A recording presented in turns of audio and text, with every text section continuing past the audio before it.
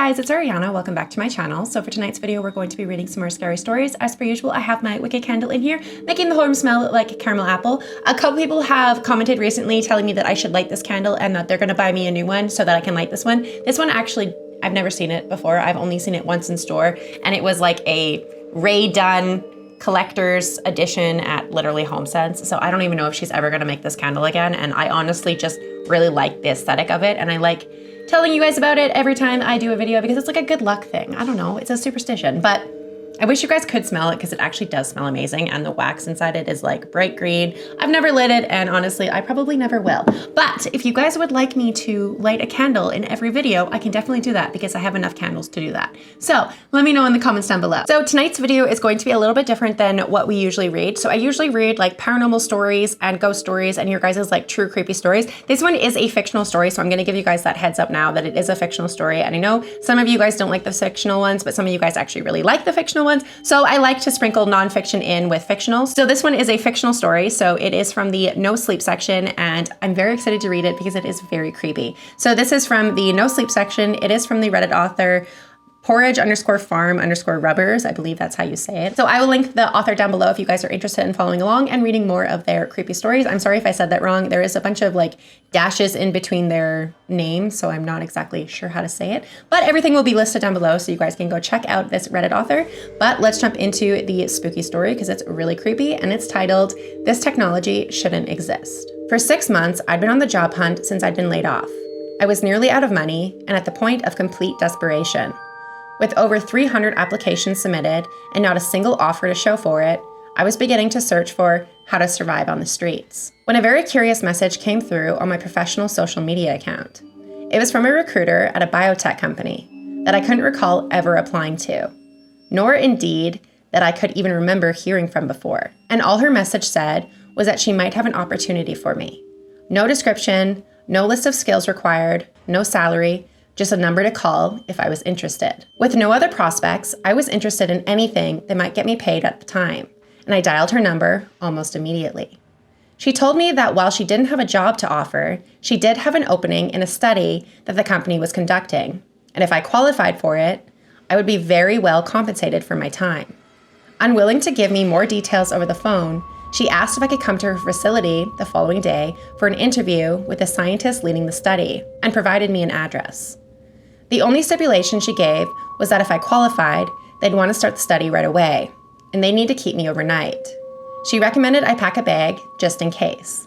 Again, feeling like I had nothing to lose, I agreed, and the next day I drove the 4.5 hours out into the desert to their research center.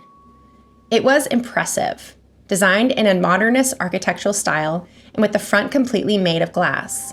It gave off an air that they were working on cutting-edge technology, and I got a little excited that I might be contributing to some sort of new scientific breakthrough. I was greeted excitedly at the entrance by a plump, middle-aged man in a white lab coat with salt and pepper hair and a goatee. He introduced himself as Dr. Alan Webster, head of research and development, and took me through the building to a wing labeled Human Trials. We ended up in a small office where Dr. Webster sat me down and told me that he first needed to ask a series of questions to see if I met the requirements for the study, before he would give me any more information. He had me sign a privacy agreement that indicated that any answers I gave, I could not share them with anyone outside of the company, including the police, and then started through with the rapid succession. Had I ever had any severe head trauma? No. Had I ever been diagnosed with a mental health condition? No. Had I ever been diagnosed with a neurodegenerative condition or had a brain tumor? No. Had I ever taken any mind-altering drugs, prescription or otherwise? No. Did I suffer from migraines or frequent headaches? No. Do I use corrective lenses? No. Do I require the use of a hearing aid? No. On and on this list went. I can't remember all of the questions. There must have been over 40 or 50 of them, but they all stuck to a common theme. And I realized partway through that he was trying to gauge the overall health of my brain and sensory organs, and I began to form a theory of what the study might be related to. And whatever requirements he was looking for, I apparently met them, because when he finally finished going through the list, he told me that I was the perfect candidate, and asked if I was still interested in knowing more. Admittedly, I was slightly apprehensive after the interrogation, and I was already imagining what they might want to do with my brain over the course of the next day. If I agreed to participate, that was. But I'd already come this far, and I wasn't going to leave before knowing how much they were willing to pay. So I told him he could continue. Excellent, he said. So the study is for a revolutionary new chip we've developed that we believe will give people complete control over their senses. We are looking for a few brave participants to test it out for us. A chip? I asked. Yes. It's a small chip that when implanted will allow the user to adjust their sensory settings at will.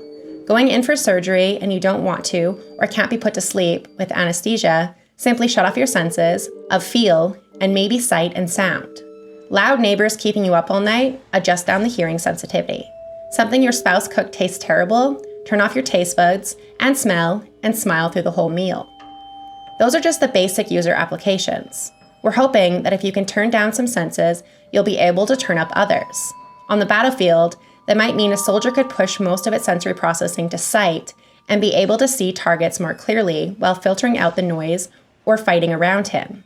It's very exciting stuff. And he was obviously very proud of what he created. I did have to admit that it sounded impressive. Are you hoping it can help restore lost functionality of people that are already, say, blind or deaf?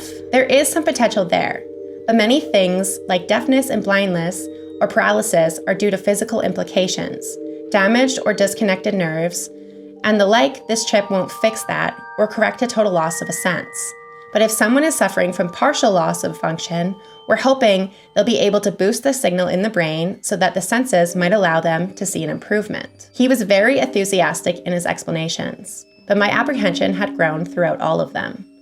This sounds incredible, but I couldn't help notice that you mentioned the chip needs to be implanted and that it would be looking to boost or reduce sensory signals within the brain itself. So, for the trial, does this chip need to be implanted into my brain? He gave a small nod. Yes. The chip does need to be inserted into the brain to function properly.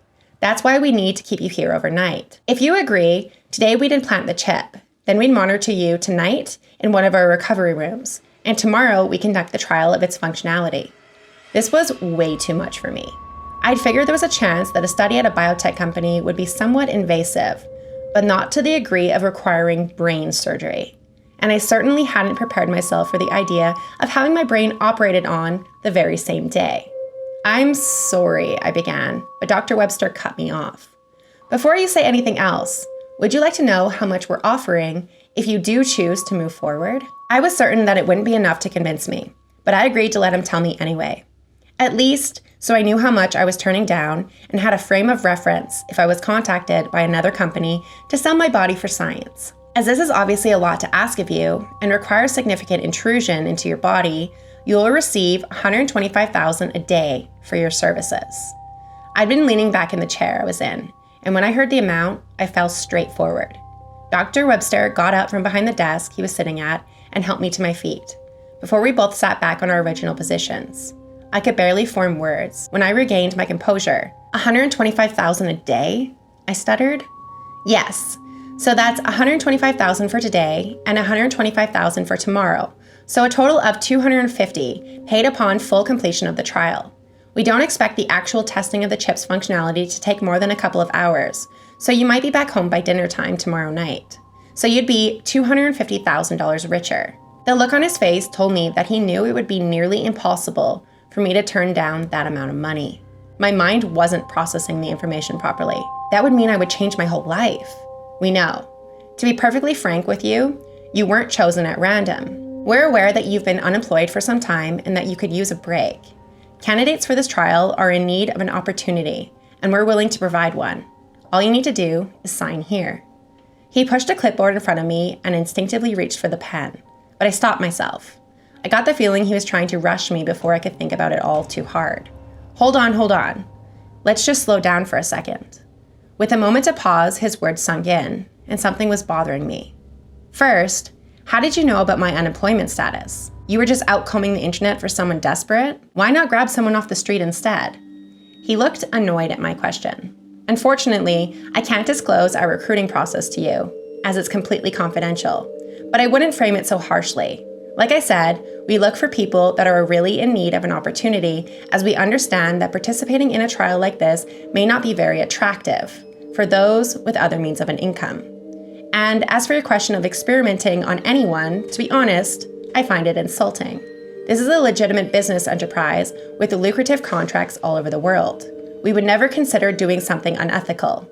We'd be out of business in a week if the press got wind of a biotech company taking people off the streets and sticking implants in them. That being said, if you don't like our practices or you don't feel the offer is fair, you are very welcome to turn it down and leave now. It had undoubtedly been upsetting to hear that I'd been picked as a potential candidate for no reason other than the fact that I was broke. Dr. Webster's response had humbled me. I didn't like that they seemed to know my current financial situation, but it's not like they hadn't presented me with a more than fair offer. I'm sorry about that. It's just a lot to take in. Could you at least explain the implantation process to me a little bit more? I've been terrified of surgery my whole life, and I just want to understand what it's going to entail before I agree to anything. It was the last thing stopping me from signing the paper outright. Certainly, it's totally understandable that you'd want to know more about it. His expression had softened completely. However, I'd say that we don't like to call it a surgery, as that term has a certain connotation.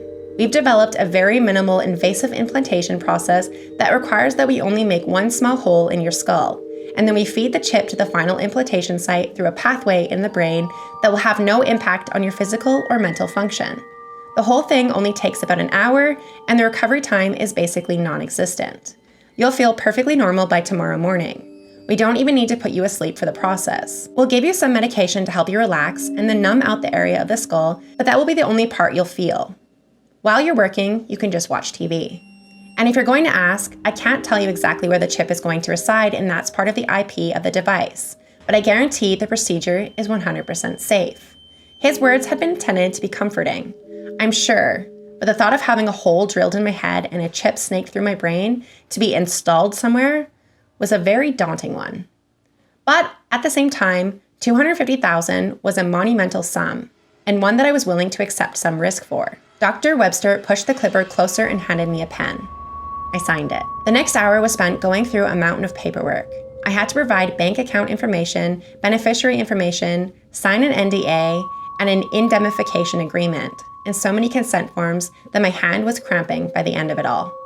Once I'd worked through the entire stack, Dr. Webster escorted me to what looked like a large hospital room.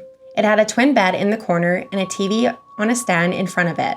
Medical equipment lined the walls, and it had a small restroom on the side. He told me that this would be my room for the night, and I would be brought back to it after the implantation to rest. He had me drop my overnight bag in there and change into a surgical gown before they took me down to the implantation room. The not surgery went exactly as Dr. Webster described. I don't know what they gave me to help me relax, but it got me so high that I didn't care in the slightest what they were doing inside my brain.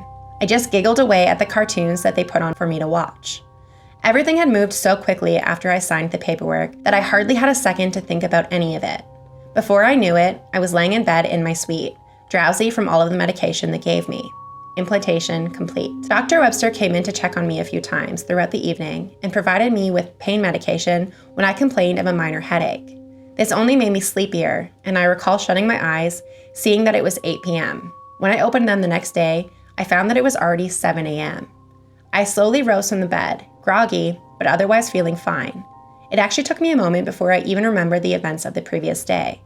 Dr. Webster came through the door as I was taking my first steps towards the restroom to ask how I was doing. He was ecstatic to hear that I felt normal and I just needed to go to the bathroom. He'd brought with him a small tray for breakfast and asked that I eat before we head down to the lab. Again, things felt like they were moving too rapidly, but I was also eager to get it over with. I just wanted to get back home and start paying off my debts, maybe even begin house hunting. When I'd finished eating, he walked me down to a room labeled Observation Chamber and showed me inside. It was at least 20 feet by 20 feet square and another 20 feet tall. On one wall, there was a set of windows, behind which I could see people looking down into the space.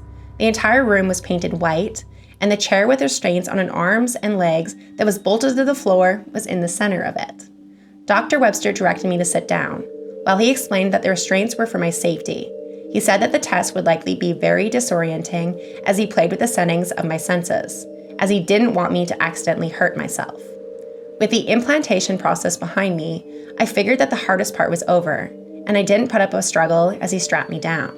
Then he explained how the test would go. So for the accuracy of our results, I can't tell you in which order we're going to manipulate your senses. We may shut off some of them or all of them entirely. We may adjust some down and try to boost others. It will be a randomized sequence. Ahead of you, there's letters and numbers like you'd see at an eye exam. And during the test, we'll pump sounds into the room as well as various scents and flavors. What will happen is you'll hear a small beep in your head, like a thought. That'll be coming from the chip. So even if we turn your actual senses of hearing completely off, you'll still hear the beep from the chip. Does that make sense? I nodded. Okay, when you hear that beep, that means we're going to make a change. We'll cycle through a few different configurations, try to remember what you experienced during each configuration. And then when you hear 2 beeps, we'll return you to your baseline settings, meaning what you're at right now. When you're at a baseline, just walk us through everything you experienced, and we'll verify that this is what we intended on the other side. Okay, seems straightforward. Great. All right, I'm going to head upstairs now with the other observers. I'll come over the loudspeakers in here and ask if you're ready, and once you give me a nod, we'll start moving. Oh, and one more thing, we won't be changing anything that you sense on our end, meaning if those letters in front of you get sharper or fuzzier, that's your own sense of sight doing it. If you hear sounds get louder or softer, it's your brain's interpretation of the signal, not us. Just something to keep in mind. He walked out the door, and a minute or so later, I saw him standing at the window above me. Are you ready to proceed? His voice echoed into the room. I nodded. Just like Dr. Webster had said, I heard a small beep inside of my brain, just like I would if I was thinking of the noise. And suddenly, I was in a void, realizing quickly that I had no sense of anything. I understood that they'd start by turning everything off at once. No sight, no sound, no smell, no taste, no touch. And beating of my heart was gone. The chair I was strapped to was missing, encased in blackness and silence. I panicked as I wondered if this is what it was like to be dead. My hearing returned, the sounds of the rainforest. They must have been playing them into the room. As I listened, I noticed the intensity went up and down. At one point, it was so quiet that I thought they'd shut off my hearing completely, and another so loud that I heard a yelp of pain emanate from what I assumed was my own mouth, though I couldn't feel my vocal cords make the noise. I smelled the rainforest now too, earthy, damp, with only being able to hear and smell it. It was easy to picture myself in a deep jungle. My sight returned, the sound and smell vanished. The mirage of the rainforest evaporated, and I was left staring intently at the letters and numbers in front of me. As I tried to read them, they came in and out of focus, and I looked down for a moment at the body I couldn't feel. Now I understood why Dr. Webster had said the test would be disorienting, for all my brain could process was a pair of eyes just floating in the air. Everything returned to normal. Could you describe the 4 stages for us? Dr. Webster's voice piped back in. Yes, the first was just like the void. I had no sense of anything at all, and it freaked me out. I'm assuming you shut everything off at once. After that, my hearing came back, and I heard the sounds of a rainforest. It got louder and softer. Then I could smell the rainforest as well as hear it. And lastly, I just had sight, and I was going in and out of focus on the chairs over the wall. Perfect. That's exactly what you should have experienced. Are you ready for round 2? I nodded. We went through 4 more sequences like this, each with a completely randomized order. Sometimes they started in the void, sometimes they just took away one sense to see if I'd notice. One trial made me particularly hungry when they sent over the flavor of pizza, and I picked it up on my tongue. It was a very weird but very interesting experience. While it was nerve-wracking at first, having someone else have total control of my senses, they always returned them to me in full at the end of each round, and everything was performing exactly as I expected. I was actually enjoying myself. But then, on the 6th round, something changed. I was dropped back into the void of nothingness, but I was used to it now. I was calmly waiting for the next beep when I heard something. A voice. A whisper in my head I didn't recognize. Watch out for the man in the corner. What was that? I thought, wondering if the trial was taking a toll on my brain.